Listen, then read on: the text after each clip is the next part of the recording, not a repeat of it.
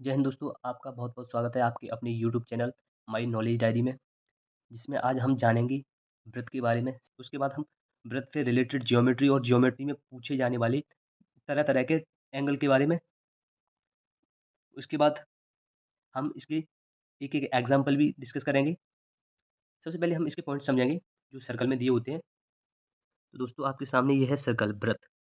तो सबसे पहले वृत्त किसे कहते हैं? वृत्त 3 बिंदुओं किसी पृष्ठ पर 3 बिंदुओं, मान लीजिए यहाँ पर कोई बिंदु, यहाँ पर कोई बिंदु है और यहाँ पर कोई बिंदु है। 3 बिंदुओं से गुजरने वाली रेखा को हम बोलते हैं वृत्त। और ये बाहरी आउटर लाइन दिख रही है ना, इसे हम वृत्त की क्या बोलते हैं, जो आपको दिखाई दे रही है, इसे हम बोलते हैं वृत्त की परिधि। ओके, ये क्या है दोस्तों? चारों तरफ वृत्त की परिधि। ओके, इसके बाद हम समझते हैं वृत्त की जीवा, जो कॉर्ड होती है ना, वृत्त की जीवा क्या होती है दोस्तों?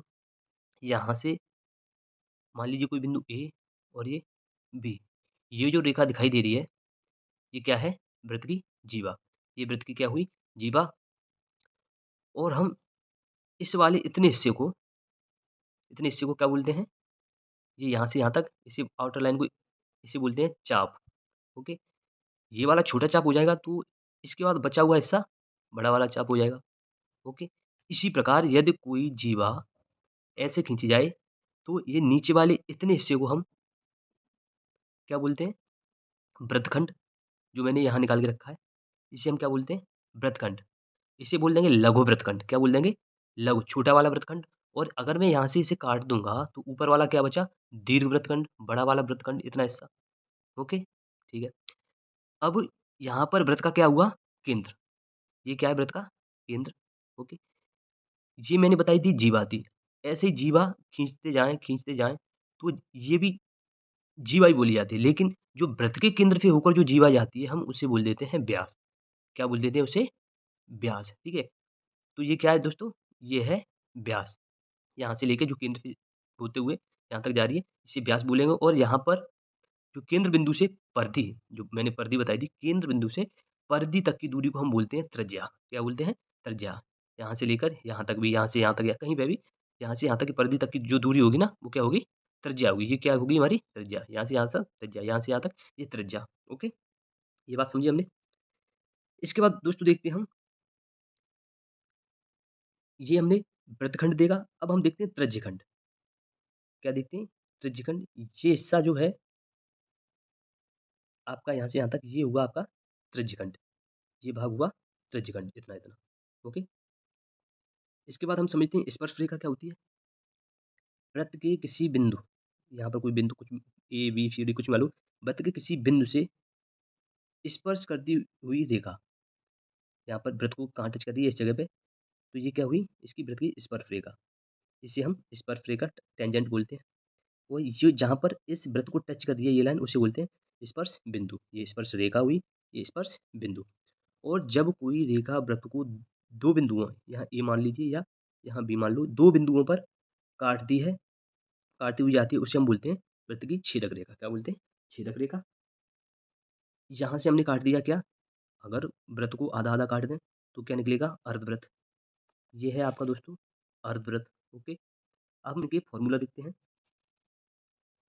तो वृत्त की जो परिधि होती है ना, ये है वृत्त की परिधि चारों तरफ। इसका फॉर्मूला क्या होता है? सूत्र क्या होता है?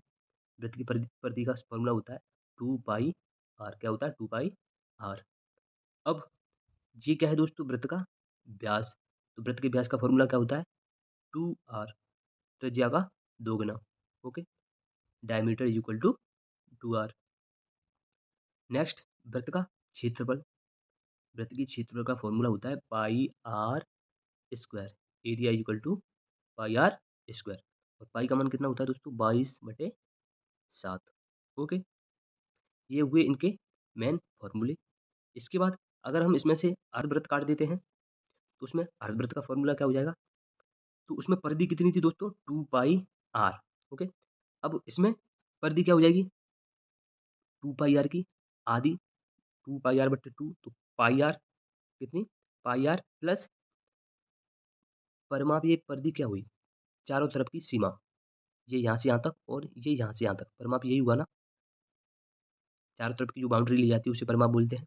तो यहाँ से यहाँ तक ये हुआ पाई आर, और यहाँ से लेके यहाँ तक क्या हुआ 2r, कहने का मतलब डायमीटर। ये यहाँ से यहाँ तक व्यास, व्यास होता है डायमीटर d, तो d की जगह हम क्या रख देंगे 2r। Okay, pi r plus 2r, r common ले सकते तो उस टाइम क्या बचा पाई प्लस r। ये अर्धवृत्त का परिमाप का फॉर्मूला हुआ। अर्धवृत्त का क्षेत्रफल, वृत्त का क्षेत्रफल क्या होता है पाई आर स्क्वायर, तो ये अर्धवृत्त है तो उसका आधा कर दो 1/2 पाई आर स्क्वायर। ओके, अब हम देखते हैं दोस्तों, ये ऐसे ये तो हमने आधा काटा, अब हम इसे 90 डिग्री के सेगमेंट में काट दें, ठीक है। तो त्रिज्यखंड निकाल लेते हैं, इतना अगर पीस निकाल दिया जाए इसका, ओके, तो उतने का क्षेत्रफल क्या होगा, तो त्रिज्यखंड का क्षेत्रफल, त्रिज्यखंड का क्षेत्रफल उसका फॉर्मूला होता है theta upon 360 degree pi r square. त्रिज्यखंड की परिधि का क्या होता है theta upon 360 into 2 pi r. परिमाप क्या होता है theta upon 360 into 2 pi r plus 2r। Okay, इस पे हम एग्जाम्पल भी देखते हैं। ये दोस्तों हमारा एग्जाम्पल, इसे देखते हैं। तो इसमें क्या दे रखा है, यदि वृत्त का व्यास 28 सेंटीमीटर है तो वृत्त की परिधि ज्ञात करो। सबसे पहले क्या करना है, जो ज्ञात करवाता है उसका फॉर्मूला पुटअप कर लो, ठीक है। परिधि ज्ञात करवा तो हमें परिधि का फॉर्मूला 2 पाई आर रख लेना है। अब इसमें हमें स्टेप बाय स्टेप करते हैं। हमें क्या देखना है कि पाई की वैल्यू हमें पता रहती है 22/7। ओके, अब हमें आर की वैल्यू पता करनी होती है। हमें किसी भी क्वेश्चन का आंसर निकालने से पहले हम क्या करते हैं, उसका पहले फॉर्मूला रख लो, ठीक है। फिर उसमें देखते हैं हमें किस किस चीज़ की वैल्यू पता है, पाई की वैल्यू पता है, आर की वैल्यू नहीं पता, ठीक है। तो आर की कैसे निकलेगी कि हमें दे रखा है कि व्यास कितना है 28, 28 व्यास, डी इज इक्वल टू दे रखा है 28 सेंटीमीटर। अब हमें पता है फॉर्मूला में देखो आप कि जो व्यास है त्रिज्या का कितना होता है, दोगुना होता है, तो त्रिज्या कितनी हो जाएगी r is equal to 14 centimetre, 14 centimetre हो जाएगी। ओके, क्योंकि डी इज इक्वल टू क्या है 2r, और ये मैंने 28 इधर रख दिया 2r, और 2 डिवाइड आर इक्वल टू कितना 14 निकला, तो त्रिज्या कितनी निकला हमारी 14 सेंटीमीटर। ओके, अब हमें फॉर्मूला में पुटअप कर देना है 2 पाई आर, अब 2 इंटू पाई का मान 22/7 इंटू आर की वैल्यू कितनी निकली 14, 7 से कितनी बार डिवाइड 2 बार, 22 दूनी 44, 44 दूनी 88 सेंटीमीटर। ओके, ये निकल आई आपकी परिधि। नेक्स्ट क्वेश्चन देखते हैं, ये है क्वेश्चन नंबर 2, इसको सॉल्व करिए। इसमें किसी वृत्त की परिधि 44 सेंटीमीटर हो तो उसका क्षेत्रफल ज्ञात करो, ठीक है। क्षेत्रफल ज्ञात करना है किसका, वृत्त का। तो वृत्त के क्षेत्रफल का फॉर्मूला क्या होता है दोस्तों, पाई आर स्क्वायर, यही होता है। पहले फॉर्मूला रख लो, मैंने बताया सबसे पहले क्या करना है फॉर्मूला रखना है। उसके बाद हमें देखो क्या क्या पता है इसमें, पाई की वैल्यू पता रहती है, आर की वैल्यू नहीं पता। आर कैसे निकालेंगे, व्यास तो नहीं दे रखा, परिधि दे रखी है, तो जो दे रखा होता है उसे लिख लो, और परिधि का फॉर्मूला क्या होता है 2 पाई आर रख लिया। अब हम यहाँ से क्या निकाल लेंगे आर की वैल्यू, आर की वैल्यू क्या निकालनी है, r is equal to 44 upon, ये क्या कर देंगे डिवाइड में पहुँचा देंगे 2 पाई, यहाँ सॉल्व कर लो, या हमने आर निकाल लिया इसको उसमें पुटअप कर देना। अब इसे हम जो निकला उसे फॉर्मूले में पुटअप कर दो, क्षेत्रफल is equal to pi r square, pi रख दो, और आर की जगह क्या रखना है आर स्क्वायर है ना, 2 बार कर दो 44 अपॉन 2 पाई, 44/2 पाई। ओके, अब पाई से एक पाई कैंसिल, 2 से कितनी बार 22 बार, बचा कितना अब 44 इंटू 22 अपॉन 2 इंटू 22 की वैल्यू रख दूंगा, इसकी पाई की 22/7, 7 ये कहाँ पहुँच जाएगा ऊपर, बट्टी में था ऊपर पहुँचा दिया हमने। 22 से 22 कैंसिल, 2 से कितनी बार 22 बार, और 22 इंटू 7 154 सेंटीमीटर स्क्वायर। ओके, हम क्या कर सकते हैं दोस्तों, यहाँ पे हमने ये निकाला, यहाँ आर की वैल्यू निकाल भी सकते थे 44/2 इंटू 22/7, जो 7 नीचे आता है वो ऊपर गुणा में पहुँच जाएगा 7, 22 दूनी 44, 2 से 2 कैंसिल, आर की वैल्यू कितनी निकली 7, आर की वैल्यू कितनी निकाल दी हमने 7, यहाँ पे रख दो इसमें, क्षेत्रफल इक्वल टू पाई की वैल्यू रख दूँ 22/7 इंटू आर की वैल्यू 7 इंटू 7, आर स्क्वायर है तो 2 बार करूँगा, 7 से 7 कितना निकल के आएगा 150। 4 सेंटीमीटर। ओके, ऐसे भी कर सकते हैं आप। नेक्स्ट क्वेश्चन देखते हैं। क्वेश्चन नंबर 3, ये है दोस्तों, अर्धवृत्त का व्यास 14 सेंटीमीटर है, तो अर्धवृत्त का क्षेत्रफल और परिमाप ज्ञात करो। क्या पूछा? क्षेत्रफल और परिमाप। कोई भी क्वेश्चन करने से पहले जो पूछा है उसका फॉर्मूला लग लो, पहली बात तो, ठीक है। तो अर्धवृत्त के क्षेत्रफल का फॉर्मूला क्या होता है? 1/2 पाई आर स्क्वायर, ठीक है। पाई की वैल्यू पता रहती है, आर की वैल्यू निकालनी है। ओके, परिमाप, परिमाप का क्या होता है? पाई आर प्लस 2 आर, ठीक है। इसमें भी हमें आर मिल जाए तो हम क्या निकाल देंगे? इसका क्षेत्रफल भी निकाल देंगे और परिमाप भी निकाल देंगे, ठीक है। तो आर कैसे पता करेंगे? वृत्त का व्यास दे रखा है, d is equal to 14 centimetre. Formula हमें पता ही है, d is equal to 2 r होता है। ओके, 14 इंटू 2 आर, तो आर की वैल्यू कितनी निकल आएगी? 7। यहाँ पर ये था d is equal to 2 r and d की वैल्यू कितनी? 14 centimetre is equal to 2 r, तो आर की वैल्यू कितनी निकलेगी? 7। अब इस 7 को रख दो फॉर्मूले में, क्षेत्रफल इज इक्वल टू 1/2 और पाई की वैल्यू 22/7 इंटू आर की वैल्यू कितनी है? 7। आर स्क्वायर है तो 2 बार गुणा हो जाएगा, 7 इंटू 7। ओके, 7 से 7 डिवाइड, 2 से 22, 11 बार, ये 77 सेंटीमीटर स्क्वायर। क्षेत्रफल निकल आया किसका? अर्धवृत्त का क्षेत्रफल। अब निकालो परिमाप, pi r plus 2 r. Okay, 22/7, r की वैल्यू कितनी थी? 7 प्लस 2 इंटू, सॉरी, पाई की वैल्यू कितनी थी? 22/7 इंटू आर की वैल्यू 7 प्लस 2 इंटू 7, 7 से 7 cancel, 22 plus 7 into 2, 14, answer 36 centimetre. Okay, ये निकला है आपका अर्धवृत्त का परिमाप। ओके, इसके बाद नेक्स्ट क्वेश्चन देखते हैं। क्वेश्चन नंबर 4, अब यदि दोस्तों आपसे पूछ ले कि कोई ये है वृत्त और उस वृत्त में अगर इतना त्रिज्यखंड काट लेता है, अगर इतना हिस्सा काटता है, इतना इतना, इसका क्षेत्रफल पूछेगा आपको, ठीक है। और इसका कोण दे रखा होगा मान लो 90 डिग्री, ठीक है। तो इसका क्षेत्रफल कैसे निकालेंगे? आपका फॉर्मूला क्या है? त्रिज्यखंड, ये मान लो त्रिज्यखंड है, तो त्रिज्यखंड का क्षेत्रफल इक्वल टू, और इसकी त्रिज्या दे रखी है 21 सेंटीमीटर दे रखी है, तो इतने का क्षेत्रफल कैसे निकालें? अगर यहीं पे 90 ना होके 30 डिग्री होता, इतना इतना होता, तो कैसे निकालते? तो इसका फॉर्मूला होता है थीटा अपॉन 360 डिग्री इंटू, और जो वृत्त का क्षेत्र, हमें ओनली थीटा अपॉन 360 डिग्री करना होता है, और जो वृत्त का क्षेत्रफल होता है उसे रख देते हैं ऐसे। और अब हमें थीटा की जगह कितना रखना है? 90 डिग्री। ओके, 90 अपॉन 360 इंटू पाई की वैल्यू कितनी होती है? 22/7 इंटू आर की वैल्यू कितनी है? 21 इंटू 21, 2 बार है ना, 2 बार लिख लिया, ठीक है। 90/360 into 22 upon 7 into 21 into 21। Okay, 9 से कितनी बार जाएगा? 4 टाइम। ओके, 7 से 3 टाइम, और ये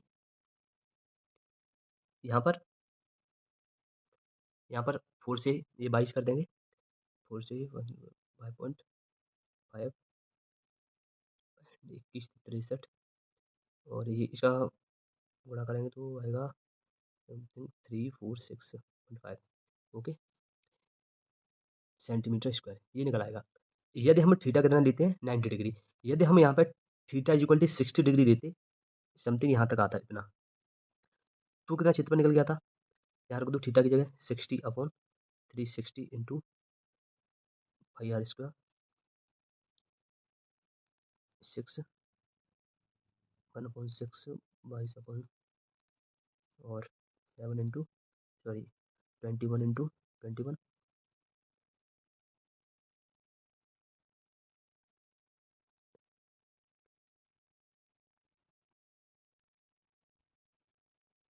सेंटीमीटर। ओके, ये हमने सीखा त्रिज्यखंड का क्षेत्रफल निकालना, ठीक है। इसके बाद आगे चलते हैं।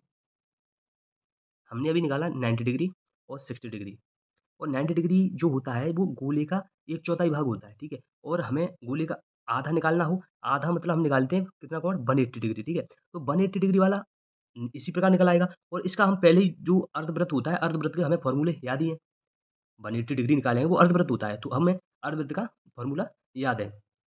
और इसी प्रकार हमें 90 डिग्री का निकालना है, 1/4 भाग निकालना है, उसका हम ऐसे इस प्रकार आप हर किसी के फॉर्मूले नहीं बनाएँगे, ठीक है। तो इस प्रकार theta upon 360 pi r square से कर सकते हैं, और ऐसे इसकी परिधि का परिधि का भी फॉर्मूला त्रिज्यखंड की परिधि 360 इंटू 2 पाई आर इससे निकाल सकते हैं परिधि। ठीक है, जितना जैसे 90 डिग्री 1/4 भाग मैंने गोले से इतना काटा तो परिधि होगी इसकी इतनी इतनी। ओके, परिधि इतनी हो जाएगी और परिधि और परिमाप अलग होगा। परिमाप चारों तरफ की माप। अगर मैंने इतना हिस्सा काटा इस गोले में से इतना हिस्सा काट दिया मैंने, ठीक है, तो अब ये वाली त्रिज्या, ये वाली त्रिज्या, ये हो गई परिधि और परिमाप क्या हुआ? ये परिधि प्लस ये वाली आर और ये वाली आर, ठीक है? तो कितनी होगी? प्लस 2r, ठीक है? तो theta upon 360 into 2 pi r plus बाद में 2r जोड़ देंगे, ठीक है? तो ये हो जाएगा परिमाप और परिधि पूछे तो परिधि होती है theta upon 360 into 2 pi r. Okay, ये हमने अभी डिस्कस किए व्रत, अर्धव्रत और त्रिज्यखंड, त्रिज्यखंड के बारे में फॉर्मूला डिस्कस किए। इसके बाद हम देखते हैं जैसे लघु व्रतखंड, दीर्घ व्रतखंड, उनका क्षेत्रफल निकालना हो तो इसका फॉर्मूला होता है pi r square theta upon 360 minus r square upon 2 sine theta. Okay, ये है, आप निकाल सकते हो, क्वेश्चन आपको दिखाई देगा तो इस फॉर्मूले से सॉल्व कर सकते हैं। अब हम चलते हैं इसकी वृत्त से रिलेटेड ज्योमेट्री की तरफ। ओके, यहाँ पर दोस्तों नेक्स्ट हम समझेंगे ज्योमेट्री के बारे में। ये ज्योमेट्री की मोस्टली इन चित्रों के माध्यम से मैं बताऊंगा ज्योमेट्री मोस्टली प्रमेय के बारे में, जिससे ज्योमेट्री के मोस्टली क्वेश्चन आपके सॉल्व हो जाएंगे। ओके, तो हम इसे वन बाय वन समझते हैं। ओके, ये है पहली थ्योरम। इसमें देखेंगे यदि किसी वृत्त के केंद्र O से, यदि ध्यान रखना, यदि किसी वृत्त के केंद्र O से वृत्त की परिधि के बिंदु B से होकर जाने वाली स्पर्श रेखा, एक बिंदु से होकर जा रही है, होके जाने वाली स्पर्श रेखा पर लंब, यदि किसी वृत्त के केंद्र O से स्पर्श रेखा पर लंब डालते हैं तो ये यहाँ पर कितने का एंगल बनाता है? 90 डिग्री का। ठीक है, यदि किसी केंद्र से जीवा पर डाला गया लंब उसको कितने डिग्री में विभाजित करता है? 90 डिग्री में। ओके, ये 90 डिग्री एंगल बनाएगा। ये हुई हमारी पहली थ्योरम। इस पे क्वेश्चन समझते हैं।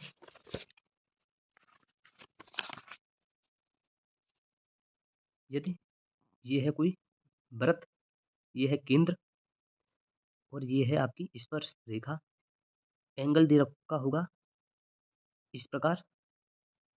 ओके, ये दे रखा होगा 120 डिग्री। ठीक है, तो आपसे एंगल पूछ लेगा ये वाला, इतना इतना एंगल पूछ लेगा, क्या होगा? मान लो ये है बिंदु ए बी ओ, ठीक है, सी, तो हमें ये वाला एंगल निकालना है। कैसे निकालेंगे? आपको पता है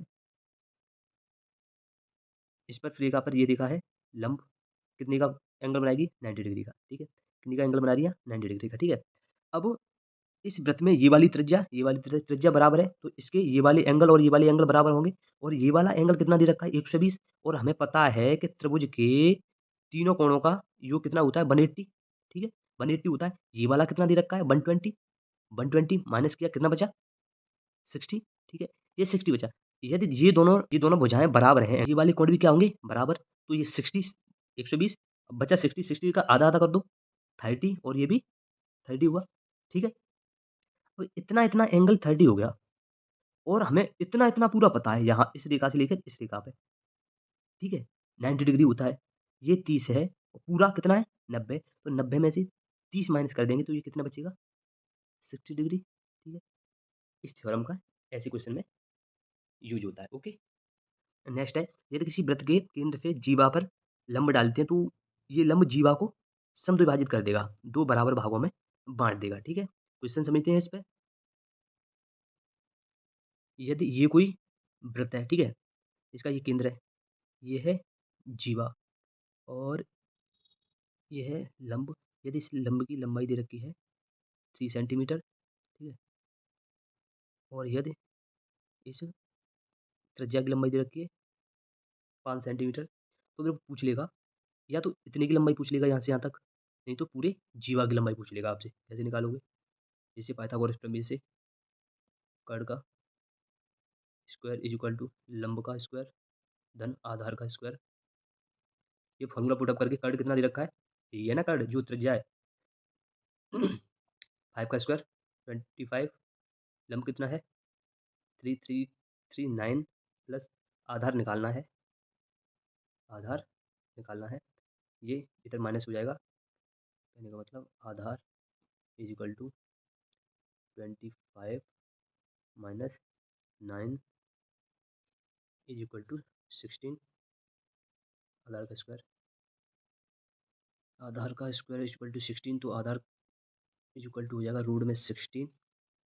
तो आधार कितना निकलेगा, ये कितना का होता है, चूल्हे का वर्गमूल 4, तो 4 आ गया, यहाँ से यहाँ तक की दूरी 4, तो ये पूरी कितनी हो जाएगी 4 इतनी, क्योंकि लंब जीवा को समद्विभाजित करता है, 2 समान भागों में बाँटता है, तो 4 ये होगा, तो 4 ये भी होगा, तो टोटल कितनी हो जाएगी 8, आंसर आएगा 8। ओके, नेक्स्ट थ्योरम, ये है पूरा वृत्त, ये है केंद्र, ये है आपका व्यास, तो व्यास से ऊपर वाला ये वृत्त अर्धवृत्त, इतना नीचे वाला ये भी अर्धवृत्त। थ्योरम है अर्धवृत्त में बना कोण समकोण होता है, थ्योरम है अर्धवृत्त में बना कोण समकोण होता है, मतलब 90 डिग्री होता है, ठीक है। आप चित्र में देखते हो कि ये वृत्त होता है, केंद्र इस प्रकार कोण बना देता है, और ये कितना होता है 90, ए बी ओ, ठीक है। चित्र ऐसे भी दिखाई दे सकता है आपको क्वेश्चन में, और चित्र आपको इस प्रकार भी दिखाई दे सकता है, थोड़ा राइट साइड में झुका देगा इस प्रकार, तो ये भी अर्धवृत्त में ही बना कोण है, ये भी 90 डिग्री होगा, ठीक है। अगर ये वाला कोण और झुका दे, यहाँ तक कर दे ऐसे, तो ये वाला भी 90 होगा, क्योंकि अर्धवृत्त में ही तो बना है भाई, यहाँ से यहाँ तक ये अर्धवृत्त ही तो है। या यहाँ पर कोण बना दे, ये भी कोण 90 डिग्री होगा, ठीक है, क्योंकि थ्योरम में अर्धवृत्त में बना कोण समकोण होता है। या यहाँ से यहाँ तक नीचे वाला भी तो अर्धवृत्त है, यहाँ से ये वाला उल्टा दे सकता है, ऐसे करके अर्धवृत्त बना देगा उल्टा, और इस प्रकार भी कर सकता है, ये भी 90 डिग्री होगा। इससे रिलेटेड भी आपको क्वेश्चन पूछ सकता है, ठीक है। तो अर्धवृत्त में बना कोण समकोण इस तरह होता है, यहाँ पे भी बना देगा, यहाँ पे भी बना देगा, ठीक है। इस प्रकार समझ सकते हैं आप इसे। नेक्स्ट है थ्योरम, ये है वृत्त, ठीक है, ये है केंद्र, ये है वृत्तखंड, यहाँ से या कोई वृत्त में 2 बिंदु है, ठीक है, यहाँ से यहाँ तक ये नीचे वाला वृत्तखंड, और ये ऊपर वृत्तखंड, ये है 2 बिंदुओं ए और बी से केंद्र पर बना कोण उन बिंदुओं पे परिधि पर बने कोण का दोगुना होता है, ठीक है। 2 बिंदुओं ए और बी द्वारा केंद्र पर बना कोण परिधि पर बने कोण का दोगुना होता है। यदि ये कोण ए है, तो ये कोण कितना हो जाएगा 2 है। ये यदि ये कोण 30 डिग्री है, तो ये कोण कितना हो जाएगा 60 डिग्री, मतलब ये 40 डिग्री है, तो ये कितना हो जाएगा 80 डिग्री, इसका दोगुना, ठीक है। ये है एक थ्योरम। नेक्स्ट ये है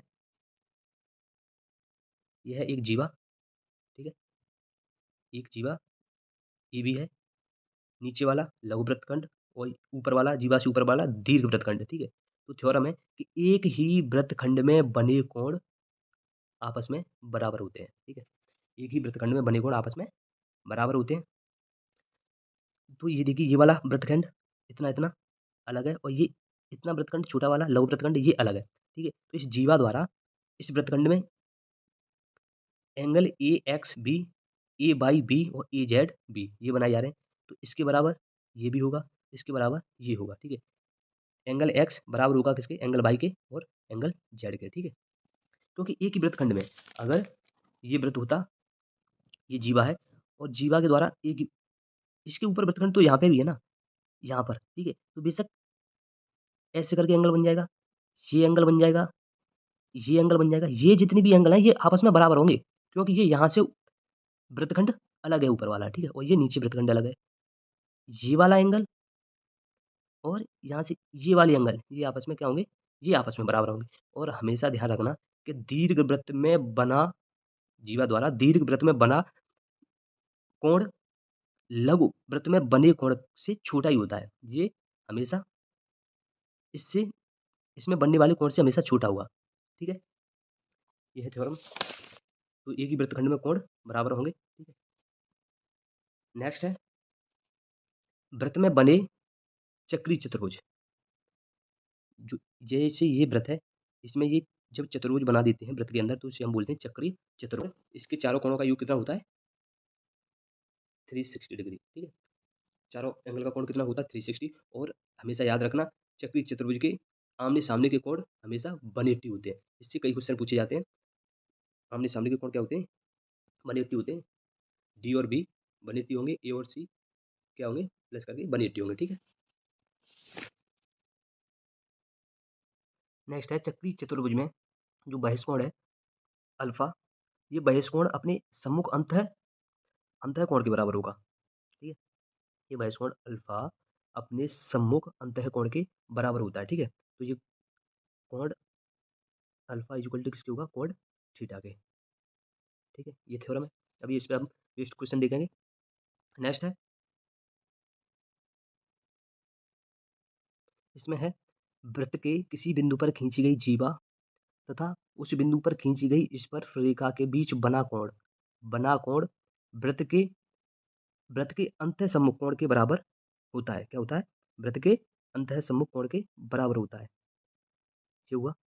तो इसमें ये अल्फा कोण अल्फा किसके बराबर होगा? कोण थीटा के, ठीक है? ये वाला कोण इसके बराबर होगा। और एक जीवा ये है, तो यदि ये वाला पूछ लेता है तो ये किसके बराबर होगा? ये होगा इसके बराबर, ठीक है? नेक्स्ट, यदि वृत्त से होकर दो छेदक रेखा जाती हैं तो इस रेखा का खंड यहाँ से ए बी और बी पी, इसका सी मान लो, डी सी और सी पी रिलेशन क्या होता है इसमें? A B into sorry A P into B P equal to D P into C P. Next, इस पर भी बेस्ट क्वेश्चन दिखाई देते हैं। ये है आपकी स्पर्श रेखा, यह है छेदक रेखा।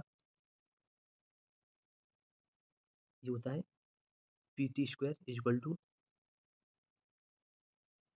ए टी इंटू बी टी।